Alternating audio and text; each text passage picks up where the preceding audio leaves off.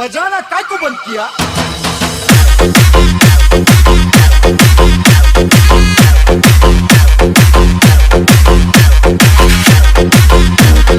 लगता है मामा जी की उम्र हो गई ना बाबा।